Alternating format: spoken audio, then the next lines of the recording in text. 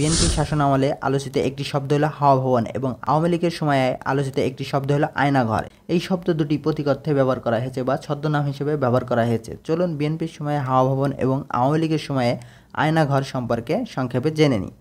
হাওয়া ভবন কি?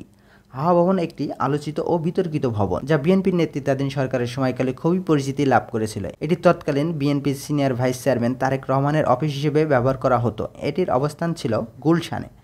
হাওয়া ভবন মূলত দলীয় রাজনৈতিক কর্মকাণ্ড এবং ক্ষমতার কেন্দ্রবিন্দু হিসেবে পরিচিত পেয়েছিল। এখান থেকে অনেক গুরুত্বপূর্ণ রাজনৈতিক সিদ্ধান্ত এবং কার্যক্রম পরিচালিত হতো।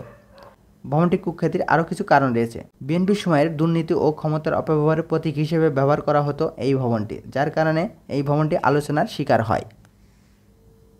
চলুন এবার জেনে নিই আয়নাঘর সম্পর্কে। আজ যেটি আয়নাঘর হিসেবে আলোচিত হয়েছে, অতীতে এটি ছিল বাংলাদেশের প্রতিরক্ষা বাহিনীর যৌথ জিজ্ঞাসাবাদের একটি কক্ষ। আওয়ামী লীগ সরকার এটিকে সংস্কার করে আওয়ামী লীগ সরকারের ভিন্ন মতদর্শীদের বন্দি করে রাখেন এই ঘরে। এই ঘরগুলো ছিল আয়নার মতনই গোলকধাঁধায় পরিপূর্ণ। জানা যায় যে এখানে 16টি কক্ষ রয়েছে, যেখানে প্রতিটি কক্ষে প্রায় 30 জন করে রাখা হতো এবং নির্মমভাবে অত্যাচার করা হতো। এটি পরিচালিত হতো বাংলাদেশ প্রতিরক্ষা বাহিনীর গোয়েন্দা সংস্থা ডিজিএফআই এর একটি বিশেষ ইউনিট সিটিআইবি এর কিছু বিশ্বস্ত লোকের দ্বারা।